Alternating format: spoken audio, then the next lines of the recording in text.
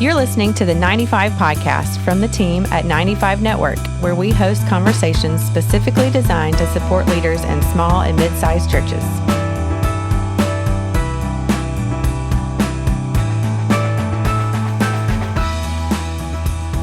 Hey, everybody. Welcome to the 95 Podcast. My name is Carolee Culpepper, and I am here with our Executive Director, Dale Sellers.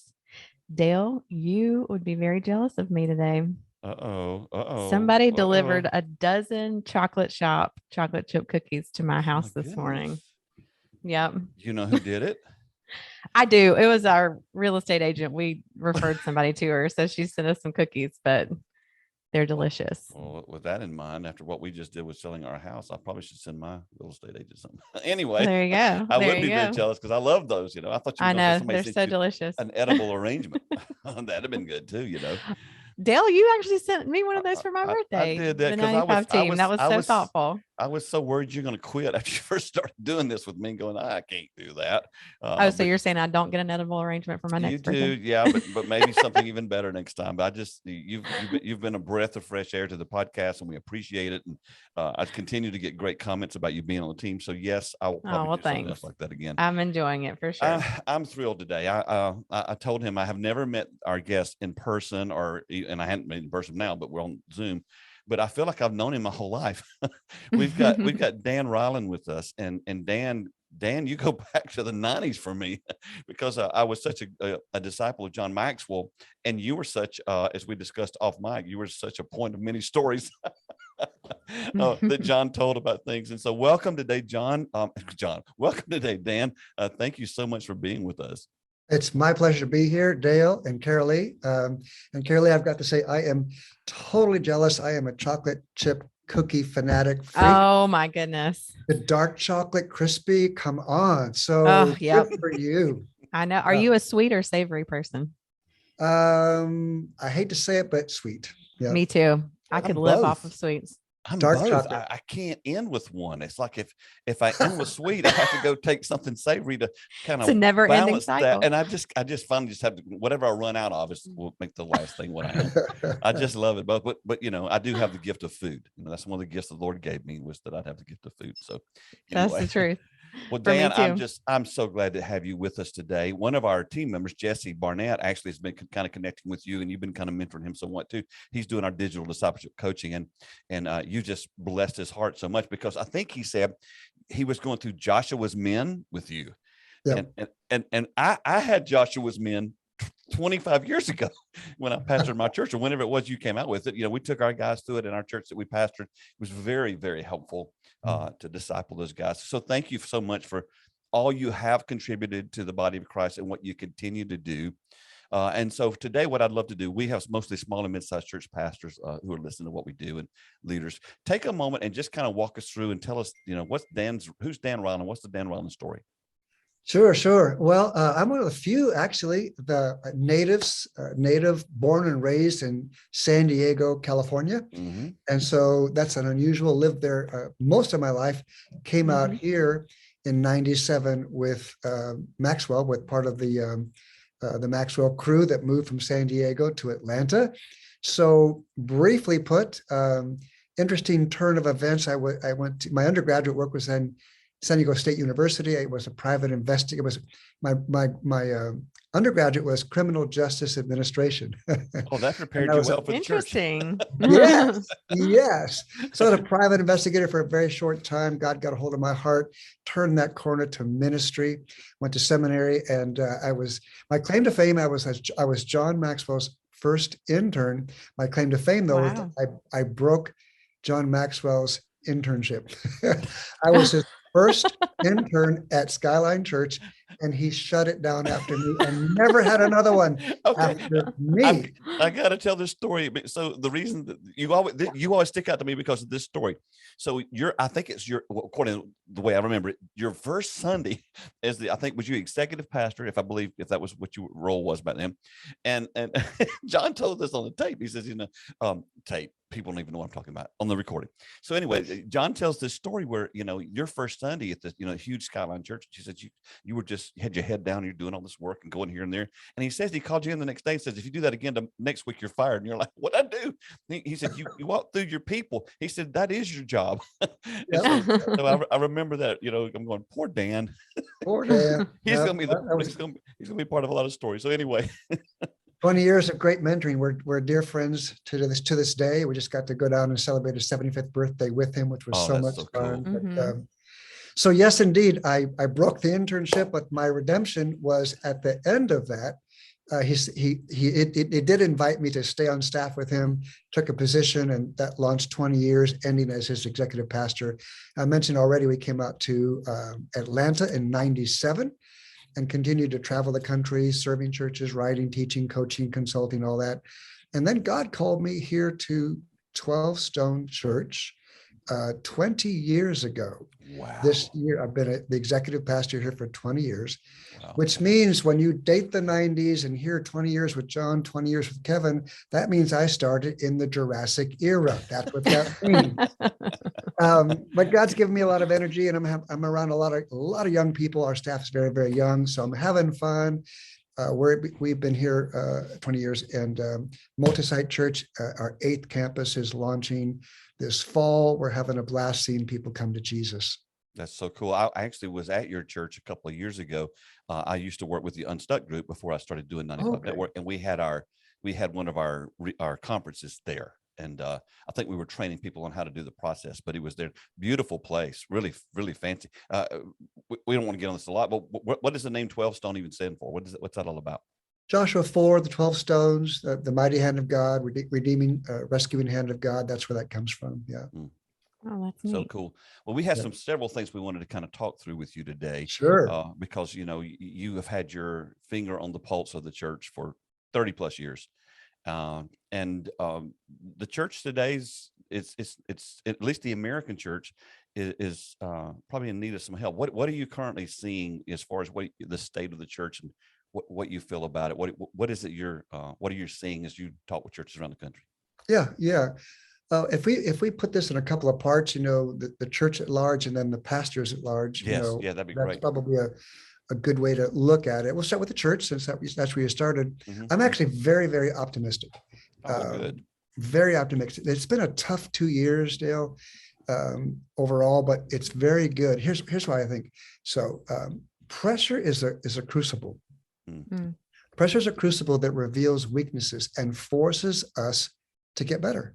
We either get better or shut down. And this last 2 years has forced us to get better. And I think we have. I think as I talk to churches of all sizes across the country, we've learned how to do things that we thought we never could do.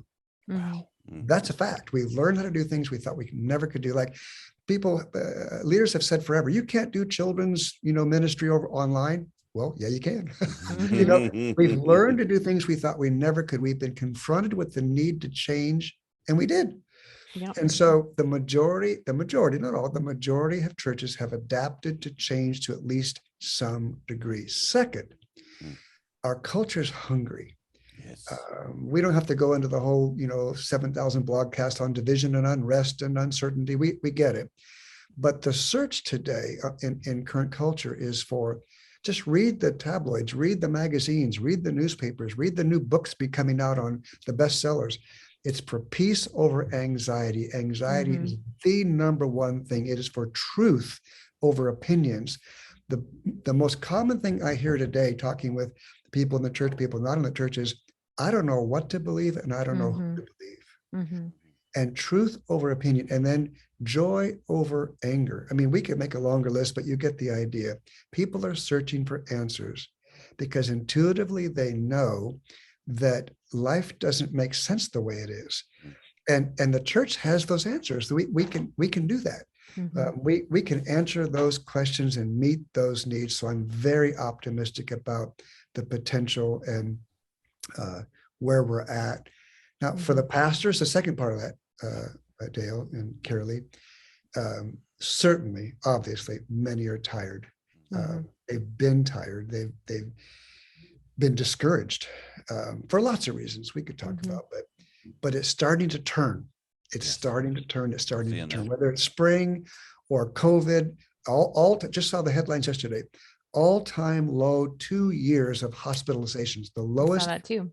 Did you see that? Mhm. Yeah, the lowest in 2 years of hospitalizations. Easter's with us. There's so much potential. Mhm. So but let's just be honest and practical. I think two things are important about our pastors and leaders. Number one, we can't pretend this was easy. We can't just sprinkle fairy dust on it and make it all go away. We can't pretend it's easy because it was rough. The price tag's been high. Second, we cannot allow ourselves to get stuck there. It wasn't easy, but we can't get stuck. That's good. We've got to move forward, and there's a healthy way to move forward. What is the healthy way to move forward, in your opinion? Well, Kelly, that's a big question. But I think if a That's why we have you on today, so you can tell us all. You can give us the answer. We've turned to you, Dan. Yeah, the answer. Right. I wish I knew, but we can be helpful. We don't always have the full answer, but we can always be helpful. So I think if there's pastors and leaders who know it's not healthy, or they know they're still tired, or they know they're destabilized, or some have fear, and there's the things that are still going on, even though it's turning and positive, I think there's some things that come to mind. So, famous Maxwell training. Can I give you a list? Yes, please do. I think the first thing, and this is not necessarily in order of priority or importance, but just some helpful thoughts. That's my passion, is just to be helpful to leaders and see if we can help leaders lead better. So I think number one is to stop looking at the past and what was lost or perceived to have been lost, and start looking at the potential of the future. Let me just go super practical, and I'll be transparent even with me. Pastors have such a difficult time owning their new current attendance. We all want to start with our pre-COVID attendance. Yes. And I've disciplined myself, and I don't, but I won't, and I do, and I still, it's so difficult. You want to say, well, we were this big, and we've got to let go of that. Your church and my church, it is what it is today. It's not 2 years ago anymore. Amen. And so letting go and just getting honest about reality is one of the healthiest things you can do. And then focus on the future. There's lots of new people coming. Focus there. Second, don't try to do it alone. Don't try to do this journey alone. If you're struggling, if you're discouraged, if there's just, you don't have answers, overwhelmed, whatever it might be happening, like, what do I do with hybrid church? I don't know what I should do, and talk to a coach, talk to a counselor, talk to a trusted friend, talk to somebody. Don't try to do this alone. Third one I would offer is develop healthy relief valves. I love talking about this in coaching. We can talk about what healthy relief valves are. I'll try to go through the list quick, and if you want to go back, we can do that. We all know. Let's camp there. I mean, this is. You want to? That's your sweet spot. And I'm very interested in that too. Yeah, we felt that that'll be very important for our audience. And again, we'll get to where we get to. I love it. Let's just go. Let's just go there. Yeah, man. So healthy relief valves. Let's start this way. Then, if we want to unpack it some, we all know what unhealthy relief valves are. So let's just be honest for a second. We don't have to dwell because we get it. But we tend to, under pressure and under uncertainty, and we self-medicate. We binge watch TV. Well, maybe that's not bad. Depends on when. But we spend too much. On what you watch. Too much. Yeah, exactly. But overspending, overeating, and we can go down a road of unhealthy, relief valves that are just not good at all. We know what those are. But can I ask real quick, whatever is a relief valve? Just how you get rid of pressure? Yes. Okay, gotcha. Like a crock pot. You never have a crock pot? The pressure cooker. No, the pressure. Okay. Pressure cooker, yeah, like an Instapot. I gotcha. Yeah. Just letting the pressure out. Leaders. Pressure is what makes or breaks a leader. Speed actually is two things. It's two things. The larger the organization grows, the greater the pressure and the speed. Speed and pressure is what takes a leader out. The church itself, if you do it right, isn't super complicated, but there's a ton of pressure, and the bigger it gets, the faster it goes. The greater the pressure and the greater the speed, we look for ways it's a natural human mechanism to escape pressure. Yes. Gotcha. And so if we don't do it in healthy ways, we're going to do it in unhealthy ways. So okay. Yeah, makes sense. Mm-hmm. Okay, good. so let's talk about some healthy relief valves. We actually already mentioned one, so I'll mention it again real quick, is talk to somebody. Mm-hmm. One of the most powerful things you can do is just to get it out.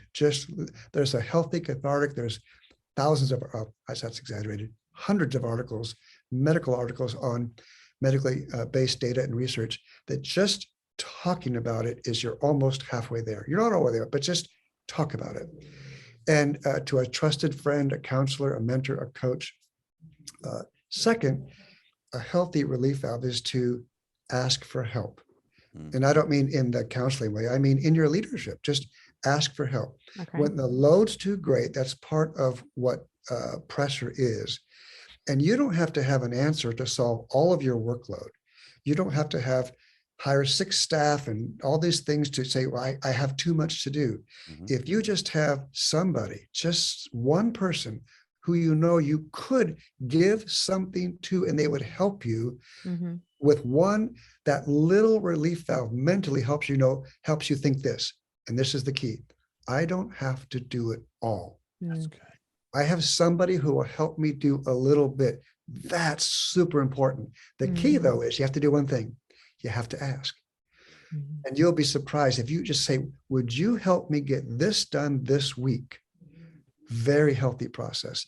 Third thing is, what's something you do that's enjoyable? I love to talk about leaders with I call it a napkin coffee, where I write 2 words on a napkin. It's a great coaching tool you can all take and run with. I write fruit and joy on the napkin and simply spin the napkin around, turn it upside down. Fruit meaning results, the biblical word for it. Push the napkin across the table and say, talk to me. Talk to me about the fruit in your ministry. Talk to me about the joy in your ministry. And every time it reveals an incredible conversation, because one or the other is low and one or the other is high. And right now across the country, joy is low. Yep. And I want to refuel their tanks. I said, what do you do for fun? And oftentimes, well, nothing. I said, you need to do something that's just fun. Like Kevin Myers, our senior pastor, he loves to ride motorcycles. I don't like motorcycles. I collect fine guitars. I love guitars. I love to play. That's neat. Yeah. What do you do for fun? Here's another one. Quiet. The world's noisy. 5 minutes of quiet, 10 minutes of quiet, 15 minutes of quiet. And don't look at your phone and, just quiet. I'll give you one more. Now, I may make some enemies with this one, but I'm going to tell you anyway. Exercise. And if you're not an exerciser and you don't want to exercise, don't lecture me. I'm not going to lecture you. I jog for 7 days a week, but that's, I'm a weirdo. So. I'm out of the conversation now. Because are you out? Yeah, but I like to run too. You just struck a nerve there. So. Shirley, yeah. Dale told me that he was going to do a 5K with me next year, right, Dale? Dale did not tell you that either. Dale said he'd come watch you do a 5K. Come on. And cheer you on and hand you some He water. said he'd cheer on from the sidelines. Well, Carly and I have to do our jogs every day because we eat the chocolate chip cookies. So, That's the thing. I can enjoy the chocolate chip cookies because I went for a run. Exactly. I'm not anti-exercise though. I want to make sure you didn't miss that. I'm just not a runner. So, and I'm not gonna chase down that road. As a matter of fact, for everybody who's already exercising, we don't need to talk about that. So let me talk to people who don't exercise for 30 seconds. Don't make it complicated. Go for a walk 3 times a week. Go for a walk 4 times a week. You don't have to flip tires. You don't have to go crazy. If you're sedentary and you don't want to exercise, if you will go for a vigorous, brisk walk 4 times a week, it'll change your life. I promise. It'll change your life. Just start there. I know that's true.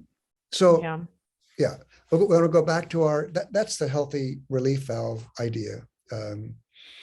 You want to go back to that other thing we're talking about, the healthy pastor thing? Absolutely. Finish that up? Okay. I think the 4th one I would add is to gain margin. Gain margin in your life. That's the secret sauce. Remember what I talked about just a minute ago, speed and pressure? Margin is the antidote. And so don't try to do everything. And when you're facing unanswered questions and unsolved problems and uncertain future, only do the essentials. And you're looking for help. You haven't asked yet, like we talked about. Only do the essentials until you can breathe again, until you have the margin you need. Last one. I know this was a long answer, but I get passionate to help leaders. So the last one is to lead smart. Lead smart, lead smart. What does that mean? Let me just give you one classic example happening right now, right today in so many churches.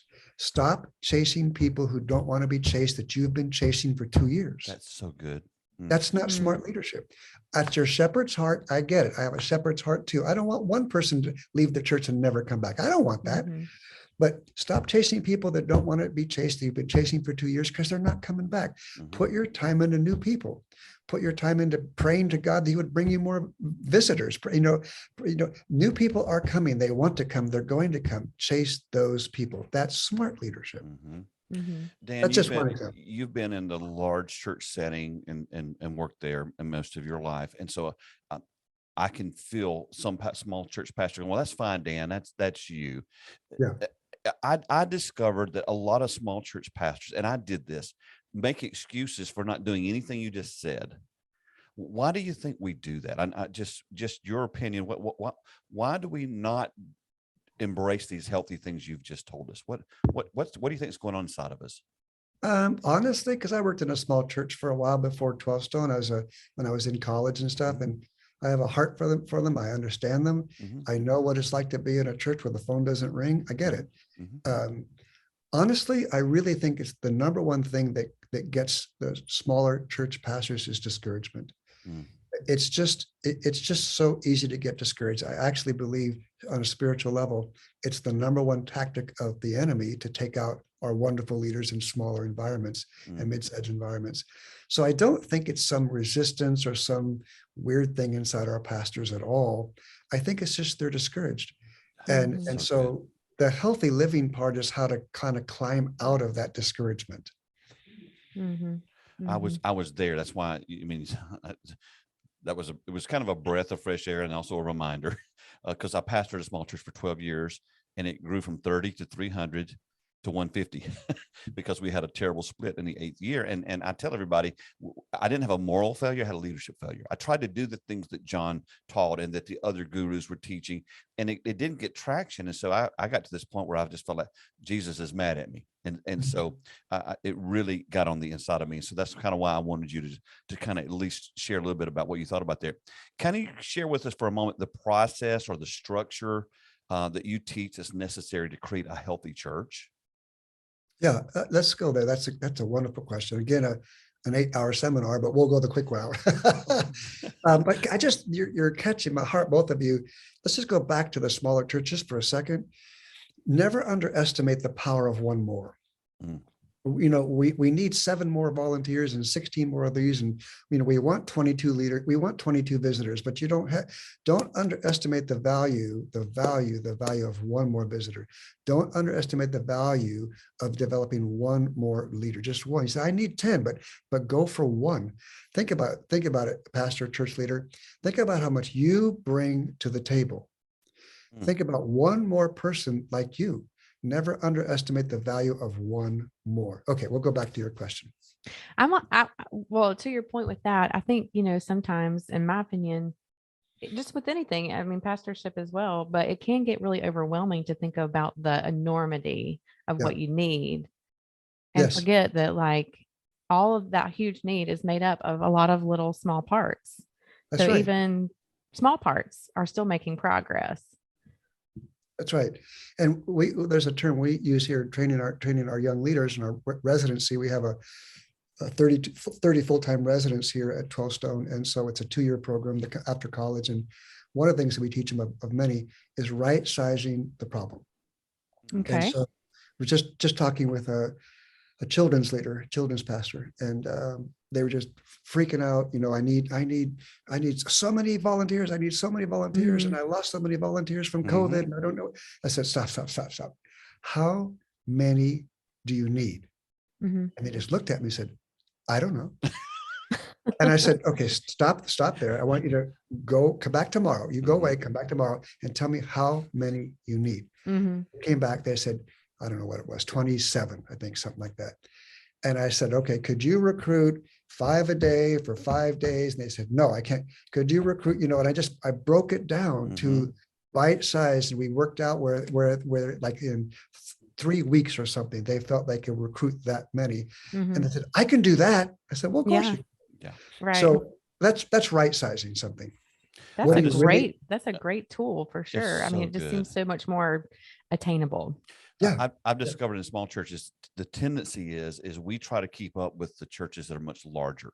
Yeah. And what I mean by that is, if I'm pastoring a church of 70 and down the road 3 miles is a church of 1,000, we try to offer the same things they offer, and we just can't. We don't have the resources, the people, the space. And so what I tell a lot of churches is it's better to do 1 or 2 things and be known for those 1 or 2 things very well than do 20 things poorly.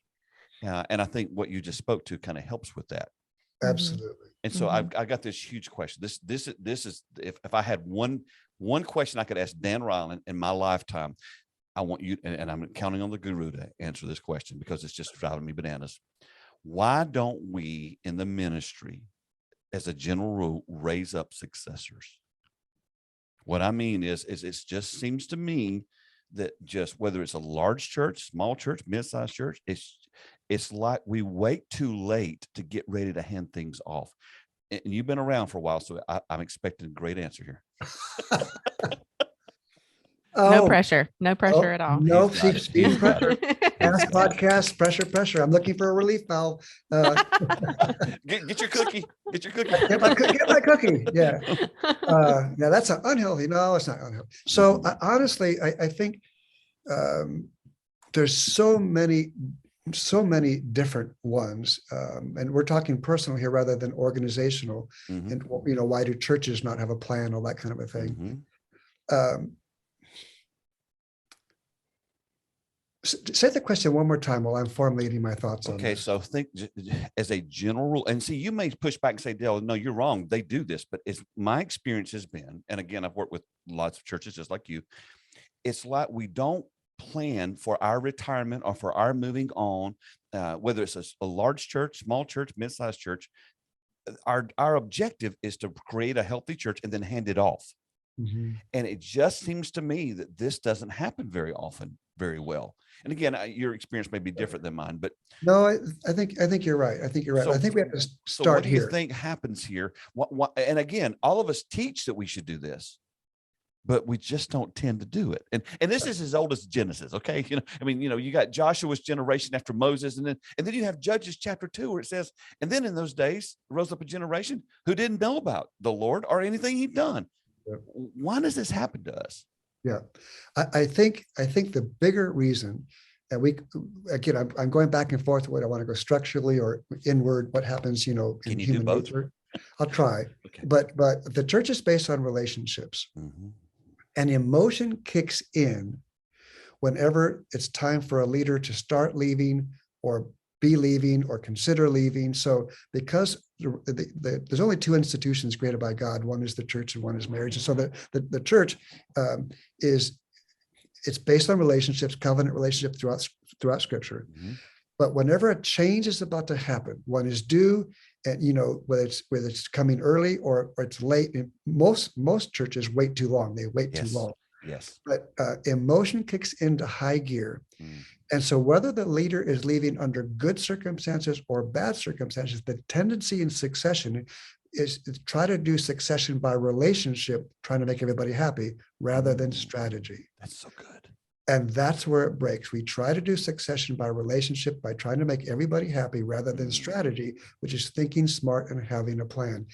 And the succession by relationship, making everybody happy, never works. So good. Never works. Yeah. This is honestly, that answer was worth the whole podcast for me, because this has really been I've been in ministry for 40 years, and it's been the most perplexing question for me. And even if I use the example that I used of Joshua and Judges, again, it was everybody was connected to Joshua, and then and once they all die, it's like, okay, well, what we do now, and so exactly. Thank you. Well, so you much. should try to do both parts. So I'll try to do both parts. Going inward. Yeah. For the pastor, they love the flock. They want to be needed. They love the flock, so they don't want to leave. It's relationship. But then they also, if we're going to be real honest, they want to be loved. There you go. And so when you love the flock and you want to be loved, you don't want to leave. And then you wait too long, and the longer you wait, the unhealthier things become, and it spirals back down to the relationship thing gone poorly. Yeah, I've seen a few churches, even, kind of in our local area, there's a pastor there for a few decades, and, they leave and the church is just dumbfounded, like they don't really know what to do. They try to find somebody else, but that person's not like the previous guy, and I mean, it's just not a very smooth transition at all. How do you think that churches can be, or even pastors can be, strategic in creating a plan of succession? Yeah. Well, first, let me offer a resource, because this is a gigantic and current thing. And so there's a book that a couple of friends, William Vanderbloemen and Warren Bird, I don't know if you've seen this. Okay. But the title is Next: Pastoral Succession That Works. Oh, that's awesome. And I've seen that book. Yeah. This is really, really, really good. And for churches that maybe can't afford a succession expert to come in, this is a phenomenal tool. Because we have to recognize, first off, Carolee, that every church is different. And then categorically, smaller churches are different than larger churches when it comes to succession. For example, smaller and mid-sized churches generally tend to hire from outside because they didn't raise up somebody from the inside, which kind of goes back to what we were talking about before. That's another question of why don't we raise them up? But and then larger churches often raise up the successor from inside. So succession plans based on finding somebody from the outside or finding somebody from the inside are hugely different. They're not even in the same ballpark. So with all of that recognized off the top, let me try to say some things that are relevant to all of it. Okay, and then offering the resource by Vanderbloemen and Bird, because it's such a worthy topic, and I can't do it justice right now, but that book will help you. So number one, timing's everything. Get ahead of the game. I think I mentioned already, most pastors wait too long. Yes. And what happens, what happens in this process is that just us boomers, the boomers who won't let go, create tension with the next gen coming up, because when the boomers won't let go, the next gen and the millennials try to grab it and take it. When the boomers will hand it off, the millennials and the boomers and the Xers, they don't want you to leave. They want the partnership. They want the wisdom, and it's a great partnership. And you do a 2 or 3 year kind of a thing. We're in a triple succession right now at 12 Stone. And so I don't know if I've ever heard of one of those before, but we've raised them up from in. The 3 of us have our successors lined up. We've been pouring into them for years. We'll be in the process with them for some time afterwards, behind the scenes. So it can be done healthy, but waiting too long is not a good idea. Then you leave by emotion or pressure. Don't do it last minute. Prepare the people. Here's number 2. Cast vision for why this is good for the church. Most church attenders focus on what they're losing. And they make the hero out of and gratitude is great, but when you focus on what you're losing rather than forward momentum, because really inside you don't want the church to die, you want the church to thrive. And so if you focus on what you're losing, you're actually helping the church die. And by focusing on what the church is going to gain is the momentum, how it goes forward, because no pastor can be the pastor forever. That's right. You have to make the transition. And but by doing what I just said, we actually train the church to ask the wrong question. And the church will ask the wrong question when you base it on relationships and all the things we're saying is because we're a relation, we love people. We train them to ask the wrong question, which is of the successor, do I like him or do I like her? That's the wrong question. Yeah, that's true. The right question is, can the successor lead us into the future? And when we start asking the right question, we'll get the right answers and pick the right people.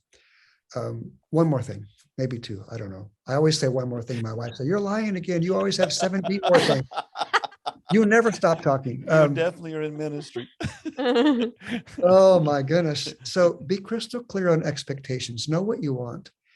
I've often said that the most dangerous leaders are the ones who don't know what they want. Well, there's dangerous congregations too when they don't know what they want, when they're not unified. Mm-hmm. So be really, really crystal clear on what does the church need? What do you want? What do you expect of the new pastor? And oh my gosh, we have to stop here for a second. Hang there, buddy. Hang there.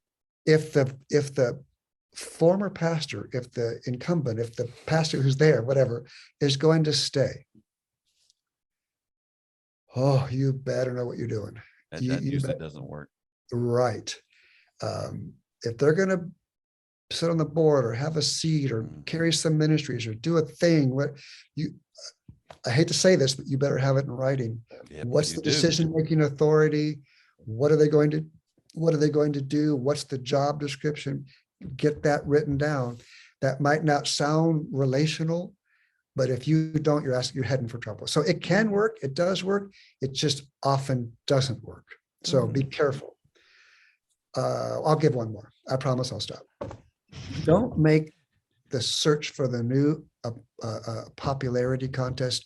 We call them a beauty pageant. Don't make them a beauty pageant. Don't grab for power. Pray, pray, pray, pray, pray. Seek God's person to take that next step. Wow. I get comments because our space, again, is a small and mid-sized church. And I've had people tell me, well, the problem with the large church is that they're personality driven. And I just look back and say, every church is personality driven. Whether it's a church where guys or gals pastoring 50 people or 5,000 people, a lot of the personality of that leader comes into play. And so what's been so rich out of what you've shared today is taking that emotion is huge in this succession. And honestly, I'm a student today because this has been the most perplexing thing. In the book that I wrote, the last chapter is called The Handoff. Because my thing is, I was writing my book. It's called Stalled, and I'm writing the book, and I hit writer's block on my first book. It's like I didn't know what that was, but it was like, okay, God's saying to me, it's not just about creating healthy churches today; it's about creating healthy churches today to hand off to the next generation. That's right. And so when I finally kind of let him listen to him tell me that, that's why I said, guys, we want to get our churches healthy, but it's not just so we can ride off into the sunset. We've got to hand it off healthy. And this is a very perplexing issue for me in the body of Christ and in the church, because I just see it happening over and over and over again. We've got just a few more minutes with you. And before we let you get away, you just released an article. Literally, I got it yesterday on Twitter, and it talked about how what it takes for a church to thrive. Is that fresh enough to where we can dive into it for just a second with you? I probably should go call it up on mine because I write so much. I don't know what I said. Okay, well, let me do this. I've got the article here. I'll just write. You gave 5 essentials for today's church to thrive. Let me just read what you wrote as the point, and then you kind of, if you will, just kind of elaborate on it. We can do that. That'd be fun. So 5 essentials for today's church to thrive. The first thing you said was a spirit of grace and kindness that permeates the culture. What are you talking about, man? Yeah, the culture is so hungry. We alluded to this earlier. Division, unrest. There's so the anxiety levels, and I think when people come, people are searching. They're so searching for an inner peace and the suppression of that, or actually not suppression, but the relief from anxiety. That when they're greeted by kindness, when they're greeted by grace, when they're greeted by a genuine heart, they flock to it. They're hungry for it. They're looking for it. And that's the grace of God. That's the foundation of the church. And we have that to offer. That's so important to offer. And the good news is the church is good at that. So be good at what you're good at. Grace and kindness. It's funny. You have to tell us to do that. But it's really good. We should be good at that. Okay. So your second thing. Well, I think it kind of goes into your number 5 point, being unified around purpose rather than divided by agenda. I think that there's a lack of grace and kindness because there's a lot of division right now in the world. And I'm sure some of that bleeds into the church. It does. And I wrote down one thing you said: the better we get at unity within our churches, the greater our integrity and voice to those outside the church. And that's the whole point, right? Exactly. And, one of the things in my consulting practice, I've learned and noticed recently in particular, Carly, is that rarely is there an issue in a church where the mission statement or the vision or the purpose is wrong. Mm-hmm. It's that they won't unify around it. Mm-hmm. I don't know that I've ever seen where I look at a mission statement or a purpose or some whatever, we all call it something different. Mm-hmm. And I go, wow, that's dumb. They're not dumb. They're written well. They're biblical. It says, well, why isn't it working? Because you won't rally around it. You guys want to do this. Even the staff, he wants to do this. She wants to do that. Well, of course that won't work. You're scattered and you're distracted. You've got to be aligned and focused and unified together. That's so good. All right. So in your article, the second thing you said was embracing of biblical truth over popular opinion. Oh, obviously, we could do a whole podcast on that. We sure could, but we get canceled. You're right.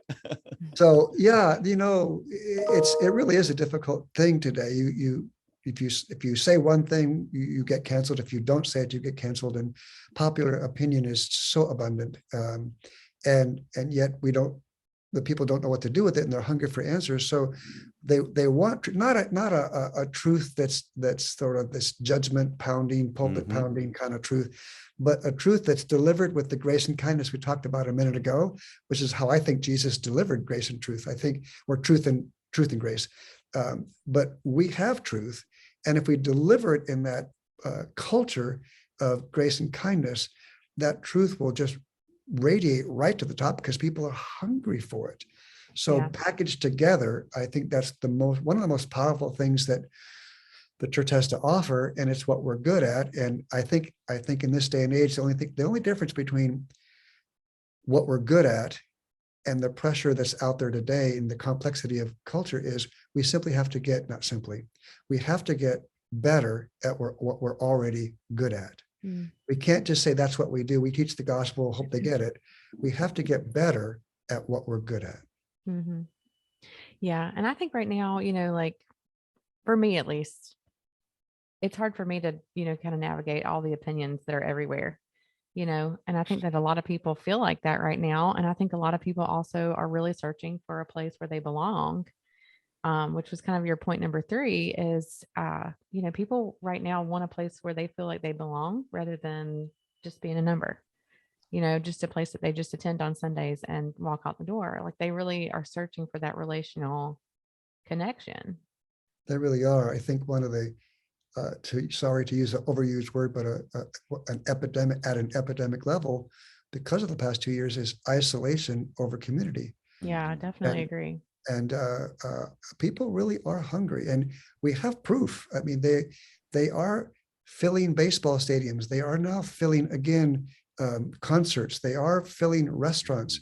They will fill the church if we meet that belonging need.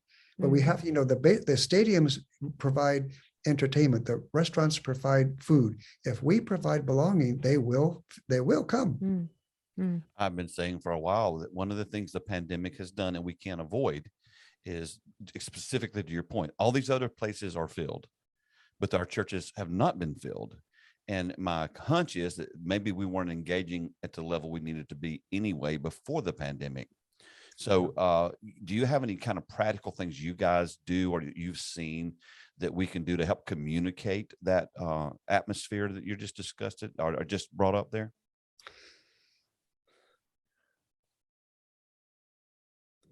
I don't know that I have the answer. I know that with hybrid church, things have been more complicated because it's not an issue of if you're going to have online and in person and which is fighting what and all the tension. You don't have to, you can do it any way you want, but you have to face the reality that they're not going to go away and you have to make a decision. And so when we're all looking at hybrid church, even in small churches and mid-sized churches, you can't ignore that issue. And while I would never put on you, like you have to do this and you have to do that, I would push you if I was your coach and say, but you have to make a decision. And you have to decide who we're going to be, what are we going to do, how much online, how much not, 90-10, 50-50, you have to make a decision. and then do what you do well. And then when you make that decision, I think to your question, Dale, the issue today is engagement. Mm-hmm. How do we use those tools, the physical and online, to draw engagement, to pull people back in? And I think ultimately, going back to what Carolee is saying, I think it's an engagement of the heart. Mm-hmm. When they find that we're real and we're authentic and That's we're grace-filled and we have kindness in us and we actually care, I think that's a gigantic spiritual magnet. Mm-hmm. I can't remember who it was on the podcast that we had just recently, but they were saying, online is kind of the front porch of your church. A lot of Yes. times people will engage first there, but if Yep. they feel like there's something that they're really interested in, they're more apt to come in person, which I thought was a really good point. It is, everybody shops first online. Yeah. You check out your hotel online. People look at the car online first. No one goes to the lot. You go there first. And that you're so right. It's the lobby. It's the front porch. It's they take a look at your website and they take a look at your online service. And that's why obviously I think you have to make a decision. Maybe you're an 80-20 church. That's okay. Make a decision, but just understand the ramifications of the decision, because they do check you out online first. Mm-hmm. Well, this has been so informative and so wonderful. I have thoroughly enjoyed this. I'm glad we're both on team sweets rather than savory, Dan. Be sweet. But as we close, we love to ask this question. As we're talking, our audience is, a lot of small and mid-sized church pastors, church leaders. What is a word of advice, wisdom, or encouragement that you could give to these men and women today? Yes. I love the question, Carolee, and I think I love it mostly because there's so much heart behind it. I can feel your heart behind the question. So much I want to say. I think I'm going to pick, if I have to pick one thing, it would be remember your calling. Mm. Remember your calling. What you do, who you are is worthwhile because of Christ. What you do matters because of the Great Commission. Sometimes in the midst of all the pressure and all the stuff and all the things going on, we actually lose sight of our calling, that God called you, God picked you, God chose you, God needs you, and he is extending his kingdom through you. Remember your calling. You're part of the team. We need you. I love that. I love that. Such great encouragement. Dan, I can't thank you enough. We had a guest on last year. His name is John Finkeldy. John is in Australia, and he was one of the ones who handed his church off very well to the church. The pastor was coming behind him. He raised them up, and then he said, "I'm going to leave." Well, that guy begged him, said, "Please stay. Please stay." And John said, "You don't understand, I've got to back off." So he backed off a while, but then he went back. And I told John, I said, "John, you're not a father figure in the body of Christ. You're a grandfather." And to me, Dan, I put you in that category, and that's not a negative. That's a compliment of compliments. I take it. I've got a granddaughter. I love it. Yes. So to me, you've run well. One of our goals is to start well, to run well, and to finish well. And you're certainly heading down that road. And I think you're a great resource for churches and for pastors. If someone wanted to follow you or reach out to you or connect with you, what was the best route for them to go about doing that? Best route, simple route is danreiland.com, Dan Reiland, REILAND, danreiland.com. You can get books there, resources. There's lots and lots and lots and lots of stuff that they can tap into that would be helpful. Oh, man. Thank you so much. We'll put that in the show notes as well. But again, thank you for blocking out the time to be with us. We love your heart too. We just love the fact that, you're pouring your life into others, and all of us together, hopefully we can help raise up healthy churches to hand off to the next generation. Yes. So thank you for being with us. My pleasure. My pleasure. Thanks for listening to the 95 Podcast. We look forward to sharing another episode with you next week. In the meantime, visit our website at 95network.org. The website is loaded with great resources created for small and mid-sized church leaders. Until next time, have a great week.